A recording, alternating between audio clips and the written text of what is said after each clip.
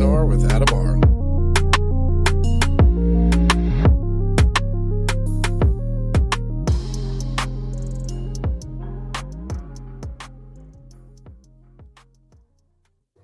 Welcome to 3PNR. I'm your host, Adam R. And with me this evening, David Olson, a former police officer in the Chicago area and paranormal investigator. David, how you doing, sir? Good. Thank you for having me. Thank you for being on. For those of you that don't know, David means business, period. He has the modern day Echo. I mean, it's from Ghostbusters, the modern version. It's remarkable to look at, David. Where did you come up with that? You know, I just lucky with the police department, going back a few years when we had a lot of protesting going on. We had a mobile ambulance like that had cameras and had remote cameras from rooftops that would beam to the ambulance. And so we could follow the protesters and they could see the video at headquarters and everything else. And I'm like, because at that time I had a 6x12 enclosed trailer I was using, and just the hours it would take, like 3 hours extra to set up gear, tables, monitors, cables, and all that stuff. And then I'm like, man, it would be great to have one of these ambulances, you know, with the power and everything, and I could just customize it, have monitors and, you know, audio and stuff, and a computer station. And it kind of fell into my lap, actually. Yeah, listen. You know, they say if you visualize, sometimes stuff like that will come around. I got very lucky. I got to tell you, man, looking at that excites me. You know, I mean, I'm going to put all these photos into the, you know, on the podcast, you know, so people can see it live. Let's talk about you, where you got started. You were a cop first. You know, I'm still a cop. I'm going to hit 30 years December 2nd. I'm maxed out pension wise. I could pull the plug and retire. It's just I don't have. I got on so young that I don't have the insurance age yet, so I'm going to be forced to possibly work 4 more years. Yeah, but man, I mean, well, one, thank you for full service. I have a lot of cops on the show as well, by the way. I appreciate that. Thank you. And two, it's good to have, especially for the paranormal, when you're investigating something so mysterious, it's good to have a trained mind on it, as opposed to, I run into I do a lot of off-air interviews, and I get a lot of these paranormal guys, and they're invested differently, right? Their reason for looking is much different than yours. You're truly investigating, truly. I'm trying to. I do the best I can with, and you know, you saw the ambulance, but I have so much invested in the gear itself. My wife would probably kill me if she found out. Let's not talk all about that it. I have and what I spent. But I mean, truly, networks. You know, I haven't been lucky enough to get a show yet, but you know, I had production companies contact me several times. It just hasn't worked out yet. But in other teams, they see what I have, and they say sometimes I have more than the TV shows have out there. Yeah, that's all mine. I mean, I would have to agree. Looking at the photos you sent me and the equipment, and even the quality of the images you're getting, I don't see that on TV. You know, so it's pretty impressive. Yeah. I appreciate that. That means a lot. You know, sometimes I wonder, you know, I'm so far invested that I can't give it up. But it's in my heart anyway, so I won't. But here's the thing of it, though. I got to push it forward, keep it going. Here's what makes me admire you. One, you're very invested financially.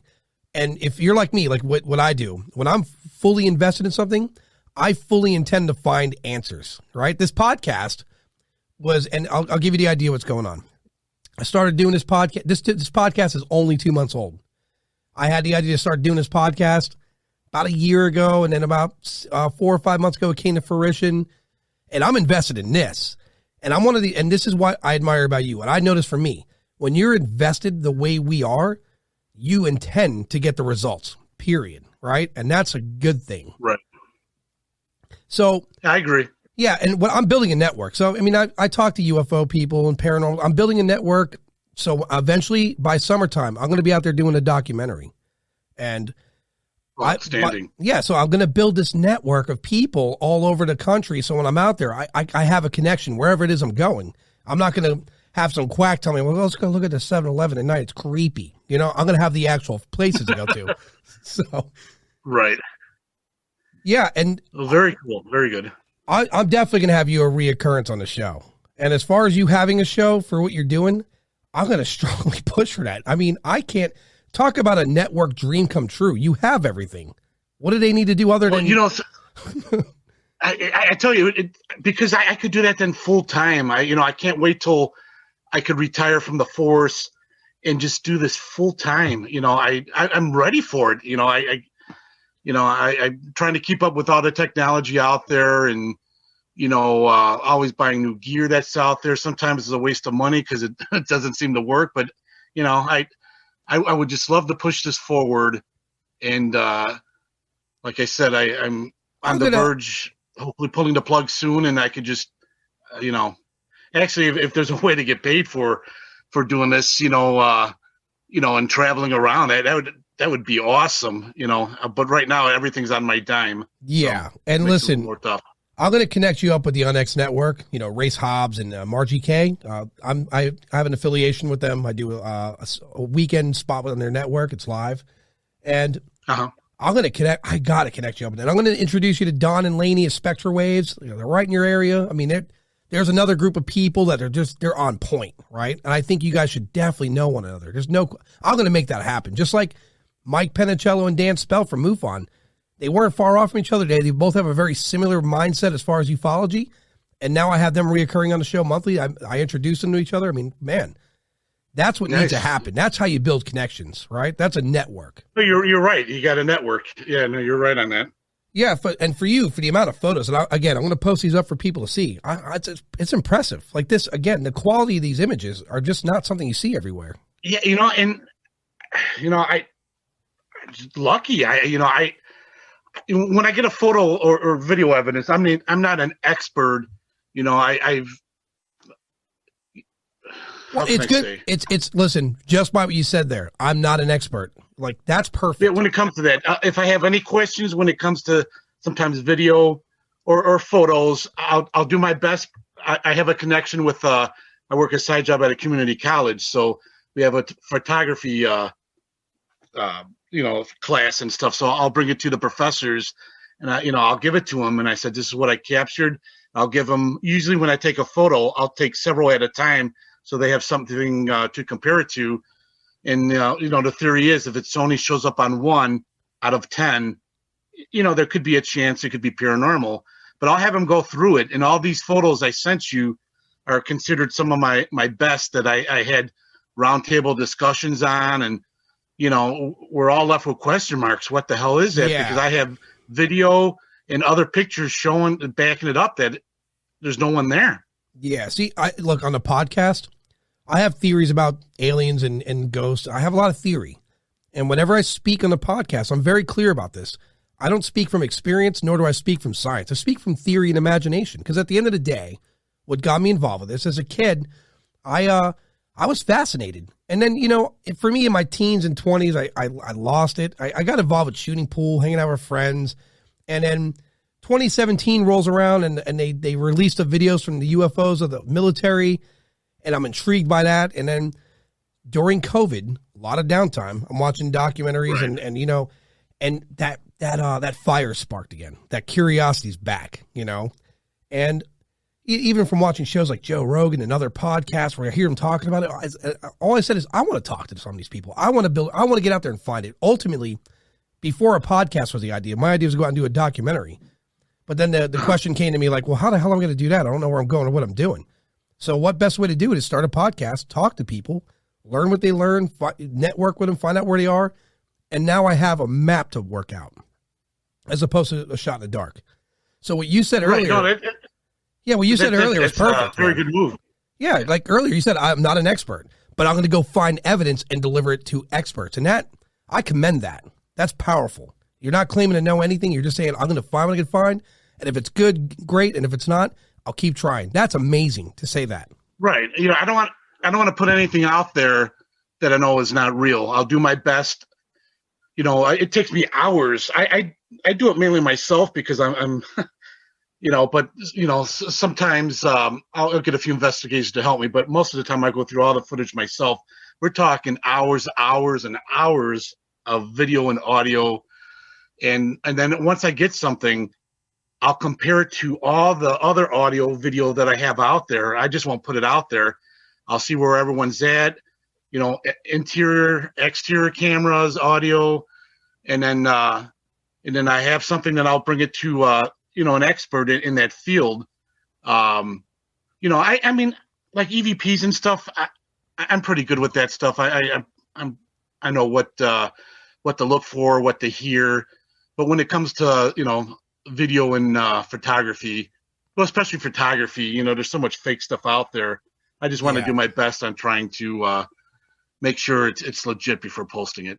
Yeah, I mean, I've had Dylan Jones on the show. He's a parapsychologist out of the UK, and one of his fields of expertise is learning the equipment and how to properly use it, how to tune. If anything goes wrong, how to fix it. I mean, I'll even connect you with him, and he could point you in a direction of what it is you can, or what's the best way to do things. I've spoken to like Douglas Wilson of MUFON, and he speaks about proper gear to capture photography and video, minimizing its ability to be altered in any way. I mean, just between you and I and some of the people I've met, you have already a network of the how-tos and what could better your investigations. I'm all for that. Anything I could do to, improve anything I do is the way to go. That's for me. Yeah. I mean, like I said, I don't know everything. I go by my experience and, sometimes it's on a job training, but, with the police department, I was in a video unit for a while. So I know some stuff, but when it comes to, professionally putting stuff together, like for, I didn't go to school for that or anything. So it's just stuff I learned from on the job and just messing around myself. Listen, again, I'm commending what you're doing. You're going out there and searching. I'm going to say this. There's no one, and I mean nobody, that's an expert on paranormal in the world, honestly. I mean, some people can claim it, and some other people, they could say expert because it's professional. They do it full time. But as far as I know, there's no ghost in a cage somewhere that we're studying, right? So, right. That's what cracks me up. You'll see sometimes like online classes or something, and how do you, other than showing people how to use the equipment, maybe what to look for, but how do you teach a class on like Paranormal 101? It kind of cracks me up. I guess maybe like I said, to learn maybe how to use the equipment, but I don't think anyone is a total expert out there. Everyone's just going by experience and theories that are out there. Sure. I mean, there's no harm in saying someone's a professional researcher, right? Because at the end of the day, right. No, there's nothing wrong with that. Yeah. I mean, that's fine. Like that, and I'm not knocking it because again, I don't know anything, and I've never witnessed anything. That's what got me involved. That's why the documentary, the interviews, I'm gonna find something somehow. I'm one of those. So when I hear people speculate on Bigfoot too, like the experts in that, and it kind of throws me back. I'm like, well, how are you an expert? Do you have a specimen somewhere? Did you catch it? I mean, why do we not know about it? Like, I'd pay good money to go look at that thing if it were real. You know what I mean? So, right. Especially with IR. Yeah, no, I know exactly what you mean. Yeah.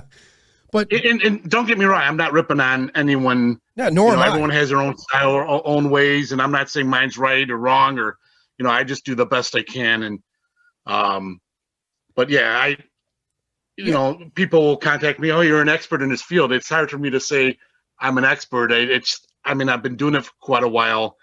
I use a lot of the gear, and I've been lucky enough capturing a lot of evidence, so I just could go by my experience. That's what I call it. Yeah, at which point you're a professional, and really you are. You're a trained cop.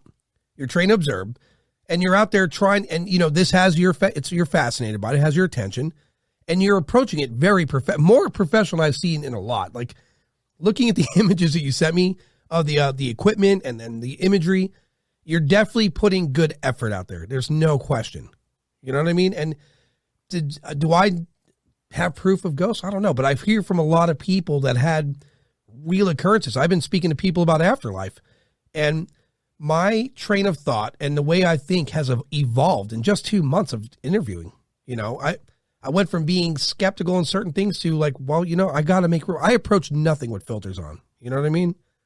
Right. And it's good that everyone needs to be skeptical. I still am. you have to have that, you got to keep that side of you, because not everything is paranormal. So it's good to be skeptical. And stuff happened to me when I was younger that kind of opened my eyes and made me wonder. But especially becoming the police, maybe more skeptical. But I was still having experiences and stuff. And I'm like, I to be honest, I think I'm a little bit on the sensitive side, but I don't even know what you would call it. I'm not a psychic medium, but right. It seems like at times I could feel when they're around, and I got to tune in a little more once I started investigating. Sometimes it seems like I can hear, stuff like that. But that's why I think I've been very lucky. But that's what got me into it. It opened my eyes that there's something out there, and for me to truly believe, I have to experience it myself and document it. Yeah. For what experience did you have that just led you down the road of something's definitely out there?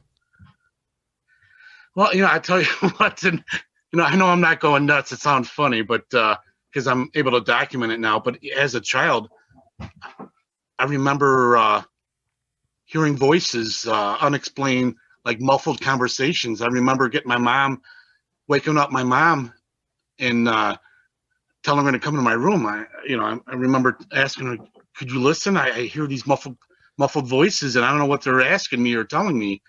And of course, she didn't hear it. And as I got older, I would still at times. It almost seems like I have to be in a certain zone, frame of mind. But right. I still hear them as of today. I try to block them out, when I'm here at home, because I don't want to in my own house. I live a block away from a cemetery. I don't want to attract wandering spirits. But I'll be at investigations. I'm like, did you hear that? That's a female or a male or a possible child. And some people that are sensitive, or if we have a medium with us, they hear it. Other people don't. And then we go back, the voice is there. So I know I'm not going nuts, but that's probably the main reason why I started getting into this. And then it seems like I could just feel the energy. Right. When they're around. Listen, if you ever look at images of the cosmic web, let there be no doubt in your mind that there's things out there we don't understand, period. And this planet, and I say this often, this planet is 4 billion years old, give or take. Who knows what lived here prior? Who knows? And at the end of the day, what I gather thus far is that spirits are just concentrated energy that are in our bodies that when we pass, the energy remains behind. And that can be said for anything that's ever lived here. And again, 4 billion years ago, who has any idea what was wandering around in that timeline? Whether it be good or bad, humanoid or creature, everything has an energy or a life force that is eventually either left behind or moves to another plane. And I agree. There's no way to tell otherwise. But in your experience so far, I mean, again, as an investigator you are, what cases are you coming across so far that are making you feel a little like, I saw some images where you had physical contact. What led to that? Yeah, I didn't even know that was possible. You hear stuff, you see stuff on TV or documentaries or in books that it can happen. But once again, until it happens to me, that's when it opened my eyes and I'm a believer. But there's been a few times where I've been attacked. Some of them I don't think meant harm, but there's a few. I tell you, this case really sticks out. It was in Appleton, Wisconsin. And I swear I was only there maybe 20 seconds, 30 seconds. I just walked in the door. The homeowners are in front of me. My team members are in front of me. And it happens right in front of their face. And that's one of the photos I sent to you. But it started with like a welt right by my eye. And then it went into a deep scratch, ripped open my ear, and then down my neck. And it just formed right in front of their eyes. And then it started burning. And then it got me again later that night where a bunch of we're about to do an EVP session with the homeowners because they wanted to be part of it and ask questions. And I'm standing right near the same location, and I'm burning like someone put a lighter or match to my skin, my neck. And I'm like, guys, something's happening. I'm burning. And then they come with the flashlights and video recorders and stuff. And right in front of their eyes, a line of welts started forming, on my neck. And what is cool about the second one, because we had all the equipment running, is I also got some EVPs during that time. And I remember what sticks out the most is that very last EVP says the word, it goes like rash in a very graspy type voice. Yeah. You got to understand, you're toying with energies that if you upset something that's pure energy, it's going to react towards you using pure energy. All right. So, what happened as far as a rash, or you feeling heat and whatever, that makes sense to me, because it's not going to punch you in the face with knuckles. It's going to use its force of energy. Yeah, I almost consider it like, and some of the pictures are just like welts or like almost like burn marks on me. But right. I don't. Some of them, I don't think their intention was to hurt me. But you know how you touch a wall or a light switch and you get that zap, that energy zap. I just think they're just maybe trying to touch you or touch me, and they left a mark because sometimes you're feeling like you got stung or something, and I just think it's their energy that's leaving a mark, making a welt or a red mark. Yeah, the more I learn about this subject, and even again, there's parallels between paranormal ghost hunters versus the afterlife people, even some of the psychics I'd spoken to. There's definitely a parallel there about what we're dealing with, and it's definitely an energy source, unquestionably. And so I agree. If it's going to try to communicate with you, or let's say it's going to hug you, or it wants to harm you, there's really no difference in how it's going to affect you. It's energy, So you're talking about high concentrated energy left behind touching biology. Doesn't matter what it does. It's not going to be a pleasant experience in a sense. So I don't know. In your investigations, have you, I don't want to touch like poltergeists and demons, because I still haven't studied enough of that yet to even comprehend what that may be.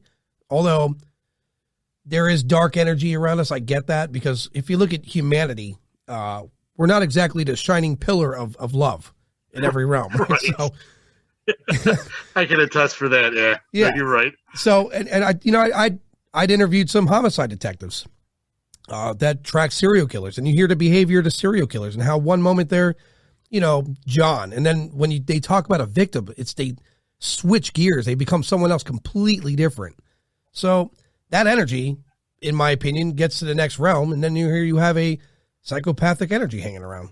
So, yeah, I truly believe, as of now, until something changes my mind, just through the cases I have dealt with, and some of the psychic mediums that I truly trust, that are legit, and what they say is, and as of now, like I said, I do believe this is, if you were, a decent person, while you were living, or, I'll take it back. You're going to be the same way right when you pass, if you don't move on to the next step. Whatever your beliefs are, I'm not here to preach, the light, whatever you want to call it. Right. If you were a crabby old man when you were alive, you're going to be the same way if you stay earthbound and you don't move on. If you're, like you say, a serial killer, you're going to be that same way unless you move on. Yeah. It seems like I believe as of now, with my experiences, it's earthbound spirits that haven't moved on to the next step, for whatever reason.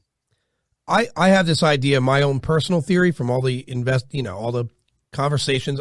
A lot of my theories forming from the off-air interviews, because these are people that speak at length and they just don't want the attention. Some of them are scientists, right? Or at least they're acclaimed anyhow. So my theory, after all I've learned, is I'm starting to believe Earth is a proving ground, right? And depending on how you are here, really depicts where you go after. Now, religion utilizes heaven and hell, and I'm sure to some degree that has some gravity. But in other words, if you, like you said, if you're here on Earth and you're a good person and you transfer over to the whatever realm, then yeah, there's another plane. And if you're a jerk, then I guess you're staying behind. You know what I mean? And you got to maybe you're reincarnating. It's your next try. I mean, who's to say what takes place there and how it happens? But it's got my imagination. I want to find out. Yeah, you know what kind of opened my eyes to this, and I was very skeptical. But there's a couple of cases I handled. One was a bad homicide case. This was years later. I mean, I didn't handle the homicide case, but I handled the paranormal case. There was a house, I want to say it was in 2013. where it made the news. It was on TV where the father got fired from work, went home, murdered his whole family, and then killed himself. 2 daughters, wife, and then himself. And so that house was redone, and then they put it up for rent. They didn't sell it to new owners. They were just wanted to rent it out. So a family, mother, father, and then a young boy. I want to say he was maybe 4 or 5 years old at the time. Just moved in there, signed a year lease. She had no history of this house, and the boy started having problems. Spirits. He was being woken up, touched. Wasn't attacked or anything, but the spirits there were making themselves known to him. And if I remember correctly, I think also the mother.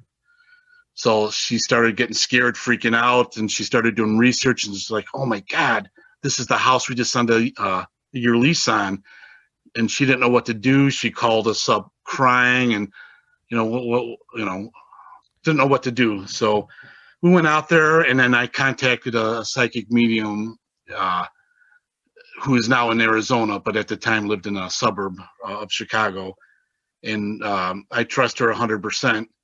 And before I even mentioned where I was going, she's already over the phone telling me about the case, and she had no idea.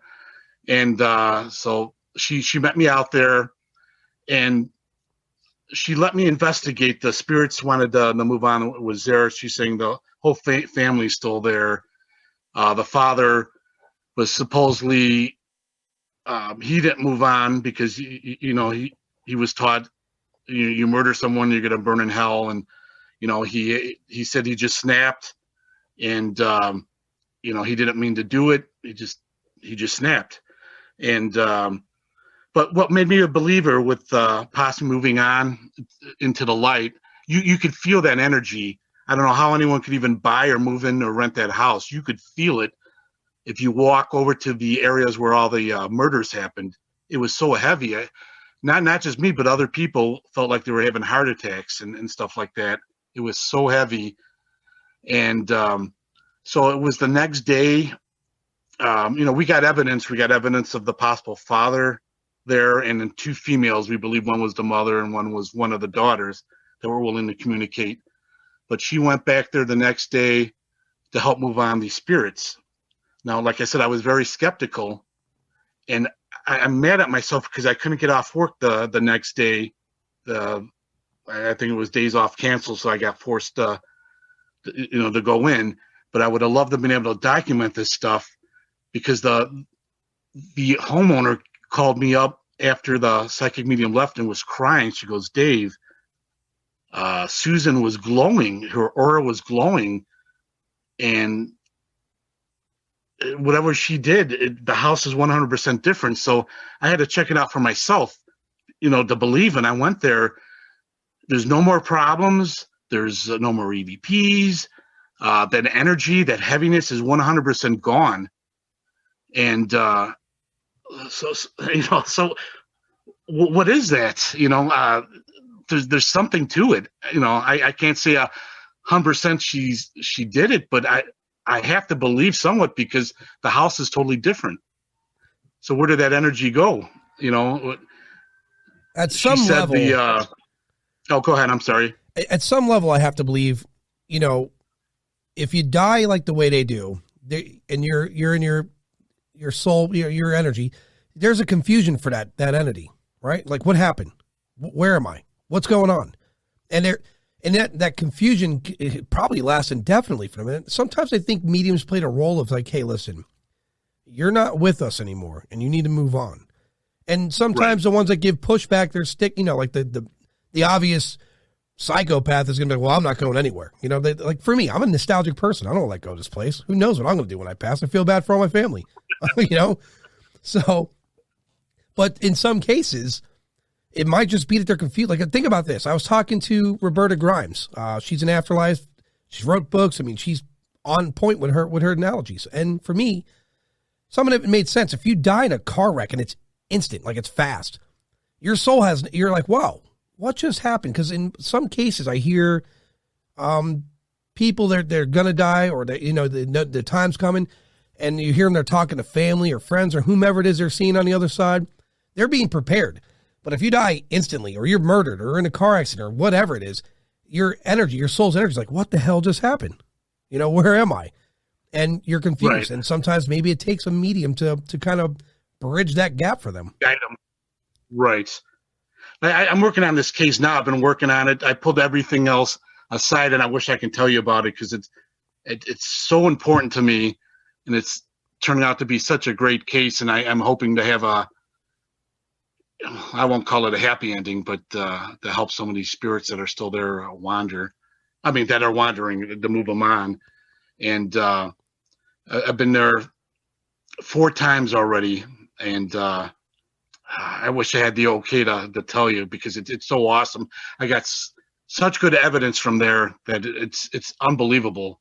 Right. But it had hundreds of victims. Well, you don't have to say what it is. You could basically say, don't say where or who if you can't right now. Just speak what it is that happened or in an idea of what you want to get done.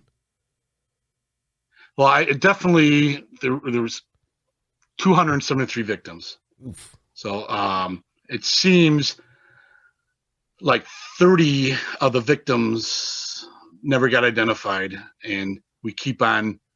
It seems like the victims that are coming through are part of this 30, and how can I say? And then also using equipment, like say if I'm asking how many spirits haven't moved on, or that are still here.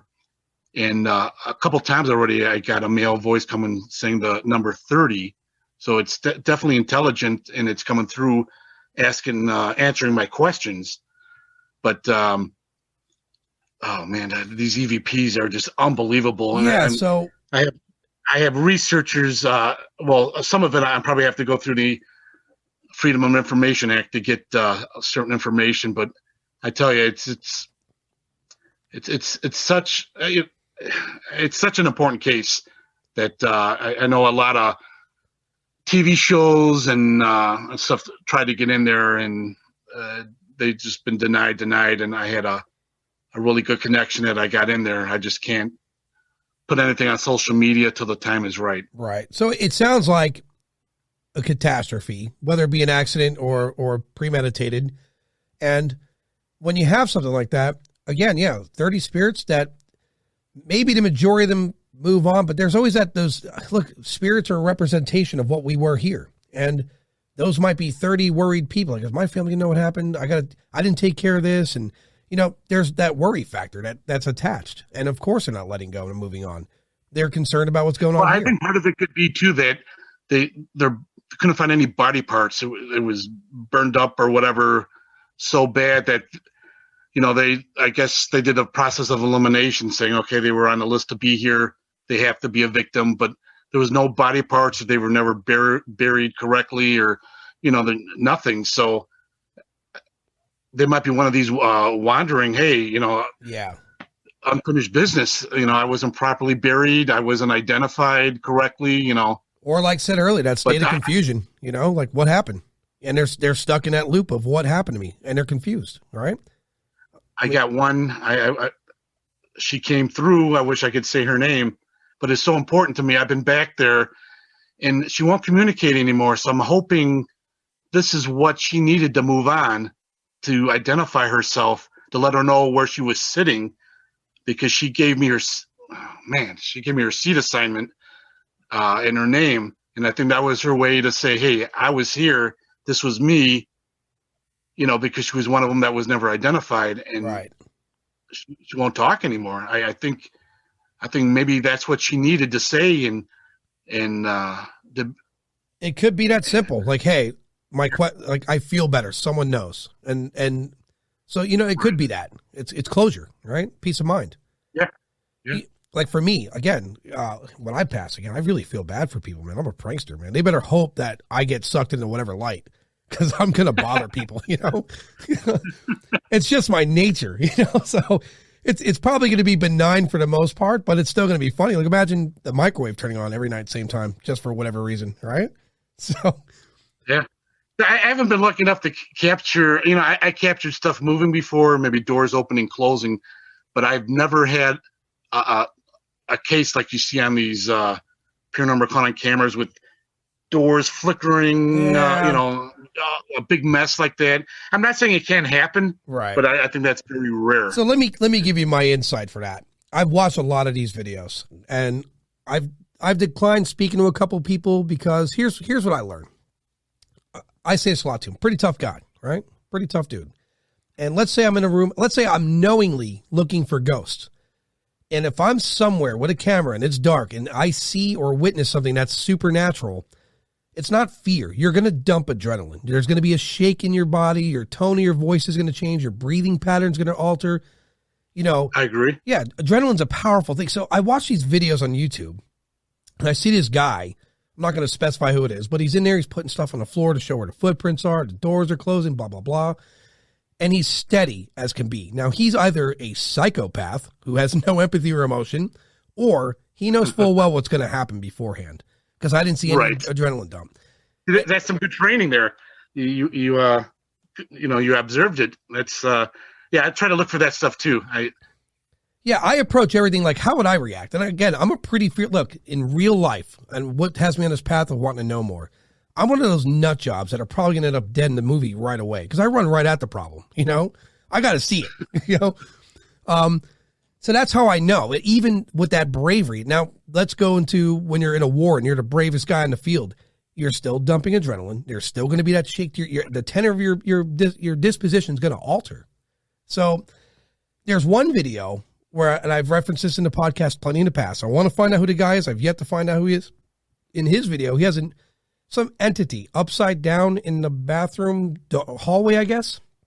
And you could sense that guy's fear. Like immediately, the shake in him, his voice changed, his breathing altered. He was fucking frightened. Is that the one climbing on the ceiling or something in the hallway? Yeah, in the hallway. It's upside.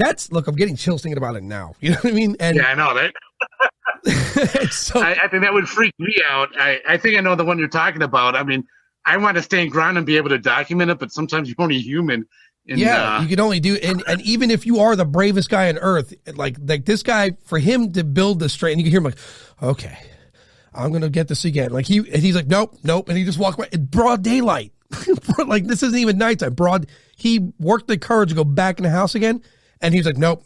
And turned around and walked away. Like that to me, out of all the videos I saw, that grabbed me. I was like, this guy's legit. Right. And I want to find him. I want to get him on the show and talk about his experience, And it reminded me of the image I got from you, where there's that kind of like head in the closet. I got goosebumps. Oh no, that's actually that's actually in the morgue. I veered off. There was a couple investigators in the other room, and this is so cool, and this is what gives it some credibility. Is that's earlier that day we had a psychic medium walk through and given us a little history. She said a man in that room where I was in and captured that photo hung himself. It was back in the day where you had to start the cars, wind them up in the front, to start them. And I guess if I remember the story correctly, there were a couple guys who were going to come kill him. He owed money, and he ended his life before they got him. And it was in that room. And he would, out of all the investigators, he would only talk to me by placing a flashlight. And I have this all on video. I would place it down with some other equipment, voice recorder, and I would turn it on. I would say turn it on twice for yes, once for no. And he would answer every question that the psychic medium said, like, did you hang yourself in this room? Yes, twice for yes, boom, boom, turns it on.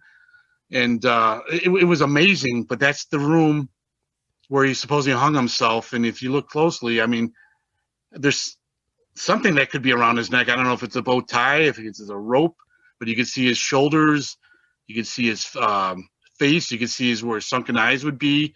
And it looked like, I don't know if he has a big mustache or not. I'm not sure. Kind of looks like it. And then really poofy hair. Yeah. Looking at it, blowing up the image, it definitely, you can see the profile of a face. And what looks like a bow tie around his neck. But what I think you didn't realize in this photo, look at that very photo, the close-up of his head, to his left side, Looks like another face just sitting there. Like if you blow it up, looks like another face. I'll put this in the podcast so people can see it. But it definitely looks like something's just sitting by his shoulder, like right behind him, almost like ape-like. But the image that could be a matrixing, right? You know, that part of it. Yeah, but I don't think I noticed that. But if I did, I maybe just blew that off as photo matrixing. Right. But it was pitch dark in that room. What I used for that, it's a specialized camera, and I use IR and UV illuminators. You know, so the camera works in pitch dark, and so that's what captured it, and that's what the theory is, that the spirit world's in that spectrum of lighting. And I've been very lucky, as you could see with some of the photos. As of now, I think there's some truth to that. It looks like he's wearing a bow tie and he's got a part in his hair. Like I can almost see definition. So I mean, and it gave me goosebumps when I first looked at it. And I don't get goosebumps often. Period. I'm like one of those. It takes a lot to shock me. And that's a pretty. So the equipment you're using, again, I just don't see it used very. And I always ask, why is no one using infrared? And I mean, I looked up. I use it all. I looked it up today. It's like $2,000. It's $2,000 for a good one. I'm gonna get one. Why not? You know, I mean, I'm gonna go out there and do a documentary. I gotta have it. Yeah, I just I have so many handheld, and you know, I have cameras at the time were 4,000 or 5,000 that are infrared, some that are 2,000-3,000, and all the basic ones. I either, some of the other team members carry 1,000 a piece. Like the Sony.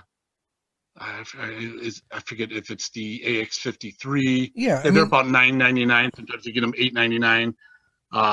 But yeah, then there's built-in infrared, but to see in big rooms or like a big basement or outside, you definitely gonna have to use illuminators with that. Yeah, I mean, especially a FLIR. I often hear that there's climate change around supernatural. FLIR makes a lot of sense to me to use, right? Because if it's hot and cold changes, it's definitely going to pick it up. Yeah, I have, let's see, 1, 2, 3. Holy cow, my lights are flickering. What the hell's going on? I have to chalk it up. You think logical, it's got to be a power surge, but that was weird. But anyway, yeah, I have 3 FLIR cameras that, like, if you ever watched Ghost Hunters, years ago, the big ones, and I have wired into a portable DVR system with a screen recording on an SD card. So sometimes I use them as a DVR camera. Yeah, I usually keep one available to walk around, like on a field or in a house. The other 2 I have wired up to as DVR cameras and have them go back to the ambulance. I'm seeing one here for $13,000, a Teledyne. Yeah, mine originally, I had to buy them used because they were too expensive. But if I bought them brand new back in the day, $13,995 was one of them, and then the other ones were like 12 something. But I bought them used for 5,000 or 4,000, whatever it was back in the day. But you're finding them helpful. I mean, just the images I'm seeing that you sent. I mean, I couldn't get that with a night vision camera. There was no way. Like that image definitely depicted cold and hot in a room, and then it definitely outlined something that I'm pretty certain. And even if you could alter a FLIR image, it would be incredibly hard. Yeah, I would think so. Yeah, I can't. Like I said, I'm not an expert coming to that, so I could be wrong, but I would assume it would be difficult to do that. Yeah, there would be very obvious marks, I would think, even with the best of technology, because then you're trying to superimpose something you made on a computer onto an actual FLIR image. I don't think, and if it is to be done, at the end of the day, you wasted your own time, just for a few likes. Like what you're doing, you're actually going out there trying to find stuff. I mean, the same what I'm going to do. Right. If you get caught faking something, I mean, I'm not saying you're only human.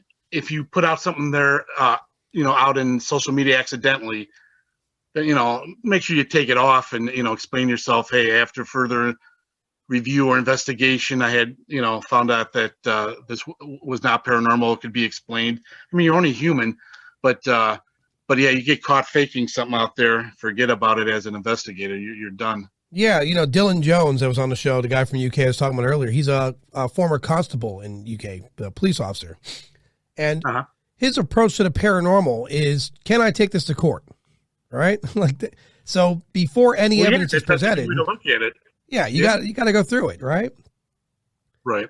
So Yeah, you should see how many police officers, from bosses, captains, lieutenants, sergeants, other officers that, will open up to me once they learn to investigate how many people had their own experiences with homes they had, on the job experiences, and they just open up and start talking. I'd like to be able to document some of this stuff, and some of their stories are very interesting. Well, yeah, I mean, like when I first started doing the podcast and I put it out there that I was going to do off-air interviews, and I hear from doctors, cops, lawyers, regular people that want to say their piece, and they're not looking to be on the air or nothing really sensational. Like again, to reference this doctor, I'm not going to say his name, but there's a building adjacent to the hospital where it's like a learning building for up and coming nurses and doctors, etc. He was there overnight prepping the room for the next day. And in his peripheral vision, he saw someone standing there, and he asked, like, are you supposed to be here right now? And he looked to his right, and he said, I'm going to tell you what it was. Whatever it was dematerialized. He phrased it differently, but it freaked him out. And that happened to him, I think it was in the early 2000s. I can't remember. Yeah, something like the early 2000s. And he bottled it up. And he's like, I don't talk about this with anyone. And I just kind of want to put it out there. And, and I told him, I said, I'll never put your information out there. And so people hear this, I'd never put information out there. I take this is all for me to learn and to do a documentary. I'm not looking for likes. I'm not looking for sponsors. I want to get out there and find the answers at the end of the day. That's what I want. And for you, when cops are open up to you, it's because they know they can. They feel comfortable, I think that's why sometimes we get lucky with cases. I have a few other cops on the team, some civilians, a couple civilians, and I also have a Chicago fireman, which is very key. A couple reasons is, they've been in several different buildings, homes, hundreds of buildings and homes. So he gets the layout of that. Plus, a lot of firemen, at least in Chicago here, have side jobs. They're electricians, they're heating and air, they do construction. So the guy I have, Matt, on his off time, he was a heating and air guy before becoming a fireman. Also does a lot of projects in the house, tile work, flooring, and other stuff like that. Right. So he is so key to have, especially when it comes to a residential home where someone's complaining of certain sounds. And he was very skeptical, but he came across stuff that he can't explain. So he's definitely a believer with still a skeptical side, which you need. But he is so key to have to help debunk certain claims, of when it, and sometimes they get a call from a client in a house, and that's all they need. They need to hear from someone. Not everything's paranormal, and especially with him being a heating and air guy with air ducts making noises and plumbing, piping, and all kind of stuff. He's such a key guy to have to help when it comes to cases like that. Yeah. I don't think we're far off with technology. I think a lot of these things we call paranormal is going to be very explainable in the near future, the way we're going, the direction we are with technology. We're currently mapping the brain. There's a couple institutes I'm reaching out to, by the way, to speak with them because I'm interested, where they're mapping the brain with the idea of uploading and downloading consciousness. That has my full attention. That being said, it sounds interesting. Yeah, and that being said, I have to believe that spirits and ghosts are just our consciousness. That's really, when we speak of like the soul, I think it's our consciousness and the energy attached to it. That it makes prime sense to me. I've heard people say, "Well, where's the soul in the human body?" Like, I don't know, where is it? It's got to be our consciousness. You know what I mean? You're not going to dissect a person and find it hanging around a liver. I promise. So I don't think we're very far off. You want to hear something that happened to me today? Like I told you before, yesterday I was at a wake. Today was a funeral, and I kept this to myself. But when my brother-in-law was given a speech, about his father, his father's the one that passed, we're at the church there for the ceremony. He's giving a speech about his dad. And I tell you, I saw something, and I kept on trying to figure out, because I'm trying to think logical, what the hell's behind him? And at first it looked like his aura was glowing with this. I don't know how to even describe the lighting, but it almost reminded me of like probably like a fluorescent, like a neon bulb's after effect. Yeah, it's flickering. I can't even describe it, like if it was blinding sunlight to the heavenly light, UFO light, or whatever. But then I started moving, sliding on the church bench to my side, and I'm trying to get different angles, and I saw a form behind him that was wrapped around this light, and it was an image of a man, and I'm wondering if that was his father standing behind him as he's giving the speech about him. I could never say 100% sure, but there was something there, and I kept it to myself until we went to the cemetery. I had to drive there. I'm like, my mother-in-law was in the car, my wife, daughter, and I'm like, I just can't keep it in anymore. I said, I think I saw something behind Frank when he gave the speech. And then my mother-in-law goes, I saw it too. It was an image of a man, and she saw it from a different angle. And so that was kind of cool that she saw something too. And then I talked to my brother-in-law's daughter, who was the granddaughter of who passed. And this is before he was being buried. We're at the cemetery now, and I'm like, hey, Nina, I got to tell this, and she knows that, I do this kind of stuff. And I'm like, I saw something behind your dad, and the look on her, she goes, I saw it too. I can't believe you saw it. So that's 3 people that at least saw it. So I know I'm not going nuts. I had to see something because 2 other people saw something very similar. And I thought that was pretty cool. Yeah.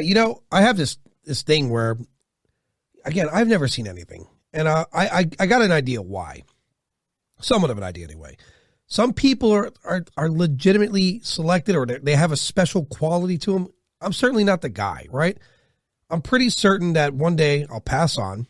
I'll be in the next life, and I'm going to see all these people. I'm like, well, why did no one ever come to me? And they're going to be honest. I'm like, you're a jerk. We wanted nothing to do with you. And that's like, that's the only rationale. Like, again, the only thing I've ever really witnessed in life was this orb in the sky, blue. But I live close to an airport, and it was storming out, and it got absorbed into the clouds. It didn't move on its own. It was absorbed in clouds. But I just remember thinking that's a really kind of an aqua color to it. And it was odd for the distance it was and where it was placed in the sky, but it was absorbed. I'll never know. Clouds ate it, so, and that's Florida weather for you. As far as the supernatural, again, I was telling you, I'm going to get out there and do a documentary. Come summer, I'm going to travel. And my fingers are crossed, I'm going to find something. And, people are like, well, careful what you wish for. I'm like, well, I'm wishing hard, because at the end of the day, I think for me, the worst experience I'm going to have is that there's going to be some ghost that attaches to me, and it's going to sing the same boring song all day. Hey, speaking about that, and not to interrupt. No, go ahead. I had experiences, and I thought that was full of, I don't know what I can and cannot say. So I was very skeptical, of something following you home or attaching. But to be honest, I found out for myself that is true. After some cases I handled, there's been at least 6 times that it seemed like I brought something back home with me. It made itself known by tugging my shirt, whispering in my ear, to footsteps and all, stuff like that. And well, yeah, so why, right? I'm very. I'm sorry. You know why? I'm going to put myself in that scenario. I'm dead. I'm stuck here because I'm nostalgic and I don't want to leave. I have no one to talk to. No one sees me. And then along comes this guy and he sees me. I'm like, holy shit, did he just see me? I'm hanging out with that guy all the time now. That's. I think that's what it is. They know I heard it or saw it. And they seem to, I can't prove this, but it seems like they could see people that are sensitive in a different type of lighting or something, or a different aura about them. And that's why a lot of people seem to have problems, think their house is haunted, but they're they're attracting it because they have some type of ability they maybe don't know yet, and they're drawing all these spirits to to communicate with them. There's a lot of cases, a lot of house cases seem to turn out that way, that someone in that family's a little bit on the sensitive side and they're attracting them. Not all cases, but some of the cases. I've reached out to a lot of psychics, right? I was fortunate enough to have Mark Anthony on. He's like a really intelligent guy, very well educated, well versed in a lot, right? There's some other psychics I'd reached out to, and via email and phone call. One of them was like, "Look, I don't want to be on a show. Yes, I communicate with spirits, etc." He goes, "But I got to tell you, it's a burden for me." And he goes, "Why do I help?" And he didn't sound like he was like, "I can't wait to help people." He was like, "If I don't, if a family member comes here asking about their loved one, and I even remotely think I'm not going to help, I will be harassed, whether it be day, night, sleep, shower, driving. I'll be harassed." And so for me, I was like, "Holy, I never really considered that." Right? If you have that gift, like for you, clearly you have some innate ability to detect these things, right? And that's a good thing. But imagine being a medium where you could actually legitimately hear them speak, and because they know that, and their loved ones nearby, and you are their communication line, you better believe they're going to harass you.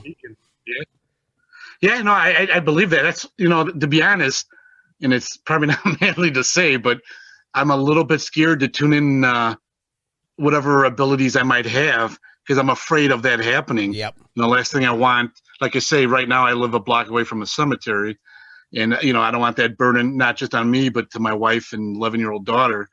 And so I'm a little bit nervous on trying to fine tune whatever I have, and just because of that reason, I don't want to be bombarded day and night, with all these different energies wanting to communicate.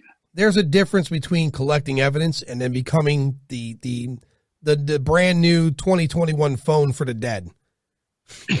So big difference. You were talking about possibly demonic earlier. I have this case that still it leaves me speechless. I've never. There's only a couple cases that I could call possibly demonic. I don't know what I believe when it comes to that yet, because I haven't when you're came ready across a case like The Exorcist, or I haven't come across anything like that. But there's a case that if I did handle, I didn't handle it, but if I did, I think it would have been possibly one of them cases. It scared me to death that I almost gave this all up. That's how real it was. Well, yeah. I mean, listen, I'm a huge fan of Graham Hancock, huge fan. And he has changed my entire belief system as far as how many civilizations existed before ours, right? Well, probably a lot. And now understand that's people within the realm of closely related to us as far as DNA, that there's really no trace of them. They're gone, right? So now picture billions of years ago, let's just say a couple billion years ago, because right now, if we were to cease to be as humanity, and there's a show on TV, on History Channel, where it says life after man, it shows the decay of the earth and how long. Well, eventually there'll be no trace of us over the course of some millions of years. Now, rewind 2 billion years ago, who knows what walked around here, and who knows the disposition of them? You know what I mean? Like, right. If you look, you're right. You're right. Look at the history of man. We had gladiators, for crying out loud. We had people in an arena killing each other for entertainment, right? So. And that's not too far ago. That's 2,000 years ago. That's post Jesus that was happening, So understand, like, imagine 2 billion years ago what was walking around here. If it was humanoid, if it's a darker time on Earth, which I'll assume maybe it might have been, who knows what demons are? They might be an ancient entity that existed here long ago that wasn't willing to let go or go to any form of light. I mean, let me tell you this scenario. Let me get your view on it, if you don't mind. I mean, sure. This is the first time I came across this before. Really opened my eyes and shook me up. I had nightmares for at least a few days, maybe a week. Right. After it. But there's a case I never handled this because, well, I'll explain it to you why. But I was leaving my side job. I get a call from this lady. It's about 11 o'clock at night, and She goes, ever since we rehabbed the house, it seemed to stir up something, and um, my husband is having night terrors and screaming bloody murder. Seen doctors, sleep studies, can't find anything wrong with him. But he almost sounds. She recorded, I think, if I remember right, 5 clips that she played for me over the phone, and it sounds like he's being raped. To be honest, it was actually terrifying listening to it. But he never has it. His work. I'm not going to say what he does. Right. But his work. He's away from the house, sleeps somewhere else with his work, and then he has no problems. But when he's home and when he sleeps, he has these problems. People would come visit to the house, leave, maybe like relatives leave that day or the next day. Daughter stops sleeping in her room. All them type of stories. But she starts playing me the clips. I'm driving home. I have my cell phone on speaker, and she's playing. She recorded these clips on her cell phone, and so she's using her home phone and playing these clips. And she goes, listen closely, because I hear some type of female voice moaning, his name as he's screaming bloody murder. I heard something, but I can't say for sure what it was, but I did hear some type of voice. So I pull up on my driveway. It's about 11:30 now at night, pitch dark. I stayed outside because I don't want to wake up my wife and daughter. And plus, I wanted to keep a clear signal on my cell phone so I wouldn't lose the signal. And so she played the last clip, and I said, yeah, I heard something, but I can't tell what it was. And then I start hearing, if you could picture like the Exorcist type voice or from the movies, that demonic sounding. Real deep and disturbing. Yeah. That type of voice. And it's coming through the phone line. At first I thought it was her, and I started getting a little angry. I go, you think this is funny, wasting my time like this? And she goes, well, what are you talking about? I said, you don't hear this voice coming in, and I'll never, as long as I live, I'll never forget this damn laugh, that hideous laugh. And she goes, no, I hear your phone going in and out, but I don't hear the voice. And then it starts talking over her with that, oh man, I'll never forget it. And it starts moaning her husband's name. I'm not going to say the name, right? But it starts moaning it. And now it starts moaning my name, David, in that type of voice. And I'm in shock. I'm like, what the hell's going on here? And then the phone line went dead.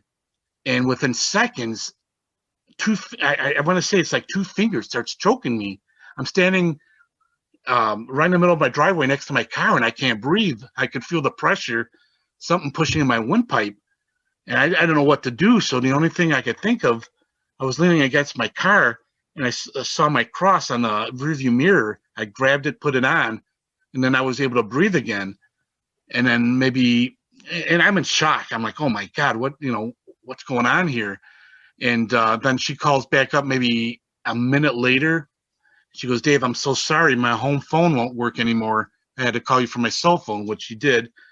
And now this voice blocked me from talking to her, kept on coming, interrupting us. I could never get an address. I could never set a date to go over there. And that laugh, man, that laugh. Just, it's like in the movies. And so we were on the phone for like 15, 20 minutes or so.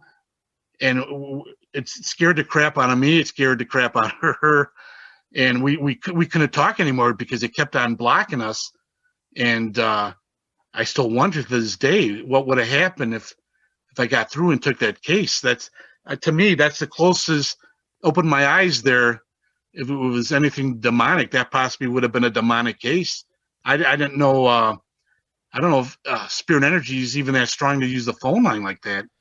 I don't know. Listen, what to this day. I don't know what the hell that was. The power of the human mind, right? Let's use that for an example. Meditation. I say this to a lot of people. If you want to here's what meditation is. It's extreme focus. So if I want to play good pool and I'm going to get into the zone, that's the power of your mind channeling, right? And there's a lot of brain could do that we don't even understand, but we don't even know its full capabilities yet. Now, let's speak in his term. So those of people who are hearing this, when he speaks about something speaking in that tone that you said earlier, that angry, deep tone, Michael Sysinski, he's a homicide detective. Him and I had a podcast, and we were talking about one of the serial killers he had in custody. And again, he's talking to this guy. He's speaking like a regular person, like, hey, blah, blah, blah. You know, we're just shooting, because they got to know one another through all investigating. He brings up a woman who got away, right? A victim. And you see his disposition, the tone of his voice deepen, the look in his eye, like he was angry about her getting away. Now, try to imagine something that's harassing some woman, his victim. Absolutely, you're going to get these tones. That's the change that's going to happen in this. It doesn't alter you from your energy from here to the next plane. It's what you are. And then let's speak in terms of something that's ancient, like we were discussing earlier, like a theory I have about. Yeah, I don't know. I don't even know if some of the voice was English. It was weird. Right. It was. I mean, some of it was when it was moaning my name, his name, and and that laugh. But some of it seemed like it could have been a different language. I don't know what it was. And I had nothing going on recording it. I would have loved to have been able to record it, as proof, and then and go backtrack and see if I could figure out what it was saying. Yeah. But I mean, are you talking about an entity? Let's say hypothetically again, it pre-exists humanity. It pre-exists even dinosaurs. It feels entitled. It's been here first, and now you're intervening in what it's considered to be its fun time. You better believe it's going to act inappropriately. It's going to be angry. It's going to have a change in tone. And if you have to wonder if it acts that way, was it benign to start? Probably not, right? It's there for its entertainment. What that form of entertainment is, we don't know. I mean, you're getting involved with something. Again, it has a sense of entitlement. It's been around long before us. So, I mean, these are things you got to consider. Whenever I hear about people hunting ghosts, I often wonder, yes, if you're going to find spirits, one thing, but then there's that thing that we don't know what it is. We don't know where it came from. And perhaps it didn't want to be discovered. So like earlier we said, here's me, I'm dead. This guy can see me. Great. I have a friend versus, well, who the hell's this guy? And he could see me. How dare he? Right. So. Yeah. I get a lot of get outs, leave nows. So some of them are pissed that I'm there. Yeah. Some of them I get a lot of help me. So that's why I'm thinking that might be ones that I haven't moved on. Don't know how to move on or what to do. I get a lot of help me's, but I also get a lot of get out, leave nows, and once in a while the F-bomb. Yeah, listen, man, like swear words. My grandfather was a real SOB, man. So if he passed on, he's hanging around the house, which I never went back there to confirm. Let's say he's there. He's not going to welcome you with open arms. I promise. You could be the nicest person on earth. Yeah. He's like, what the hell are you doing in my house? Get out of here. You know what I mean? That's going to be his approach. Right. So it varies. And again, to go out there and investigate, like you're well invested into it, and you're open-minded, but absolutely, you're going to come across some strange activity. It's inevitable. You're searching, for those people that go out into the wild to study, bears, not every encounter is going to be a great one. You're right. So it's another way of looking at it. You're right. Yeah. I mean, I see these people like, they're loving, they're kind, they're cuddly. Yeah. You go lay with that thing. See what happens around season, right? When they're mating season, good luck. They come out of hibernation. You want to cuddle them? Try it out. Right. So, no, thank you. Yeah. So, I mean, the same could be said for what you're doing. Like, I approach everything pretty cautiously. I have no doubt in my mind that I'm going to go out and do this documentary, and not all my experiences are going to be pleasant, but they're going to be documented all the same. And if I find, let's say I'm out there, and I'm going to go to Skinwalker, by the way. I wasn't going in the beginning, but I've been convinced. Awesome. I would go there in a heartbeat. Yeah. I mean, so maybe you'll come with me. Listen, I'm not going to, I've talked to Thomas Wortman from MUFON and Don and Laney and some other people, even yourself now. If I do this documentary, I'll take a full team with me. And God knows you got the equipment. I'll team with you in a heartbeat. You know what I mean? I want to ride a new Echo One. That's awesome, But there's a chance. Let's say there's a chance I go to Skinwalker and I see something really bizarre. I'm going to look and be like, hey, Dave, you have to stay here. I'm running to that thing. Document this, please. And if I don't come back, everyone knows what happened. So, yeah, because I got to know. that show they have, I forget what channel it is, but the Skinwalker Ranch, and they Yeah. got some scientists. Yeah. It's pretty interesting. It is. And I feel, and here's the other thing too with me. I'm not going to sensationalize things. I'm not going to make it interesting if there's nothing interesting there, right? Right. Yeah, no, I gotcha. And I do respect some of the points of views on that show, but you have to be reminded that's a show, and they got to entertain show, people. right? Yeah. Yeah. I know. Yeah, they got to have the fan base and everything else that goes with it. You know, there's people from like the UFO Hunter show. Their approach to it was, you know, other than Bill, I could see he's very invested into the subject, right? So he's I don't think you're going to compel him to believe there's something there isn't, right? And as of 2017, you could definitely not. I can't. No one can. Like what the military recorded, that's undeniable. There's no backtrack on that. But there are certain people I left other shows that I'd spoken to, and then their lives are impacted really negatively because they started this wanting to entertain, and now their life is collapsing. An example would be a person went out and did a show on a channel in the UK for the BBC, and his experience now makes it so he hears voices at night, can't sleep. It's ringing in his ears, like almost sounds like a sinus infection, but it's impacted him so negatively that his family's destroyed as a result. His career's come undone. So you got to exercise caution when you're going to these fields, because some people, here's an example. Let's say I go out there, like, ghosts are fake. I don't believe in them. I'm going to go look, but I don't give a shit. They're not real. And then you find out they're real. Right. They know that you're that guy casting that stone of doubt. Who knows what they're going to do to you to teach you a lesson? Like, you don't know. So it's true. Yeah. I'm very cautious about the way I approach things. If we're out doing this documentary, because again, this documentary is going to cover UFOs, ghosts, Bigfoot, anything and all. Every area I stop in, we're doing the checklist, and then on to the next place, and then the checklist, right? And let's say I'm out there, I see Bigfoot, and it's a big, scary, mean thing. Two things might happen. One, I might be killed because I'm going after it. I don't care. You know what I mean? Two, I managed to get this thing in a chokehold and put it unconscious and take it back. Those are the results. There are no other results for me. So that is the reality of my documentary. Everyone enjoy. It's going to be at my cost, right? But eventually that's the goal. Yeah. And, you know, for people like yourself, you're out there investigating. Yeah, I commend you, man. You're out there doing a lot to find something. And it's better than the people sitting home saying, that's nonsense. Well, it's easy to say from your chair in your living room, you know? Yeah, you know, I was one of them, you know, somewhat. I mean, even though I had experiences, it's still to this day, it's still hard for me to swallow this and believe, but there's something out there, you know. I can't say for sure 100% what it is, but there's definitely something out there.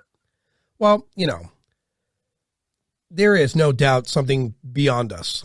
In just the last 5 months of interviews off podcast and then the podcast, and then it's not infeasible anymore.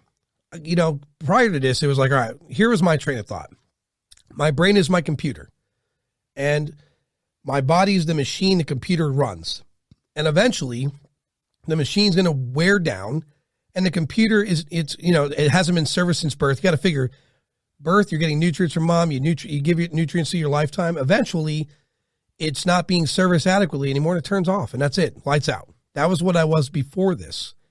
And now hearing all I'm hearing now, I have to make room for the idea that there's definitely something else. And then when you read about the human brain and the amount of energy it puts out, and then what really consciousness is still a mystery to us. We still don't know what the hell it is, and we're trying. But then when I hear about how mysterious consciousness is, and then I hear doctors say, well, where's the soul? I've never seen one. And then you put those two together, it makes sense that consciousness is your soul. It's your energy. It's your life energy.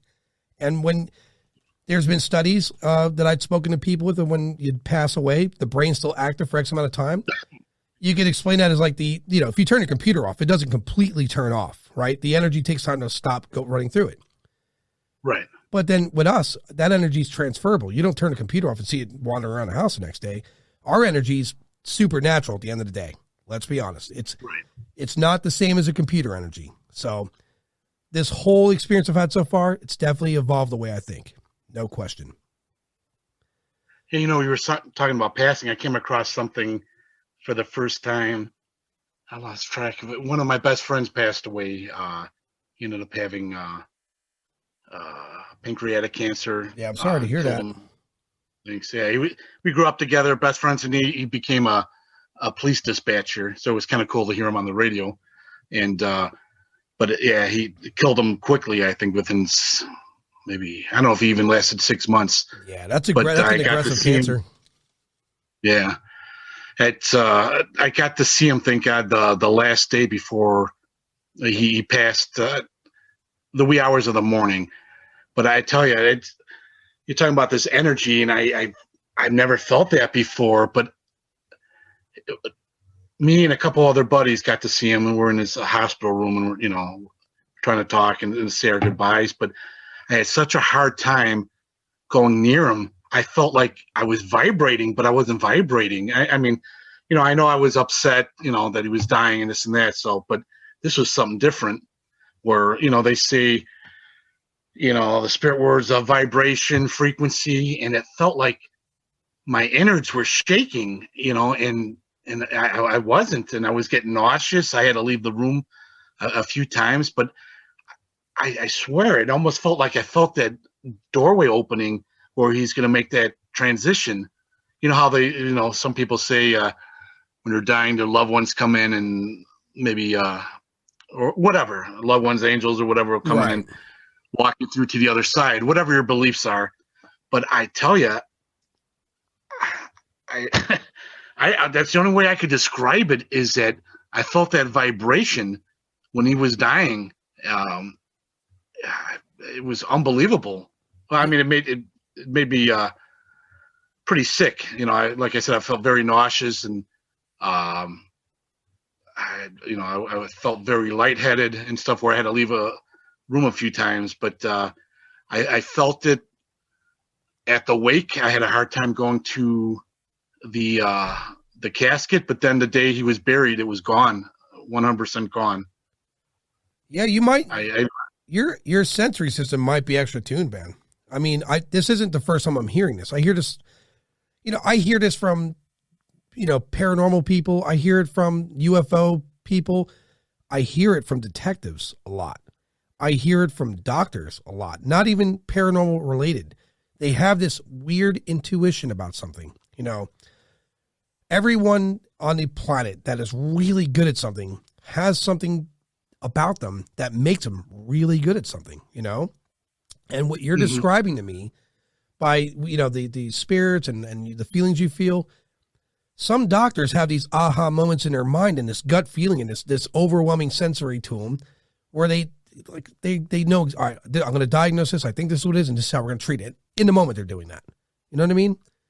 So right. This isn't just paranormal people, UFOs. There's detectives that have that same instinct. Like they could just tell,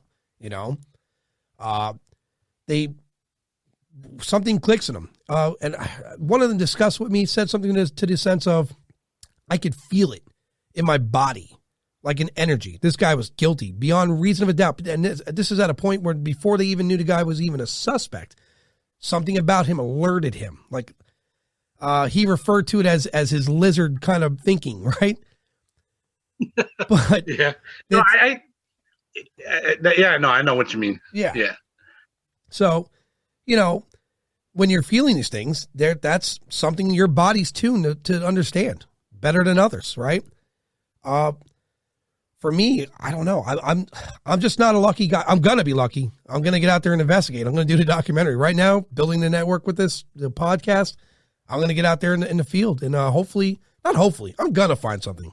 I'm gonna take that approach. Yeah. Will it be my undoing? Maybe. So, because again, I'm that guy. I'm gonna run at it. I'm more afraid of mosquitoes and snakes and spiders than I am of supernatural things. So yeah, you know what?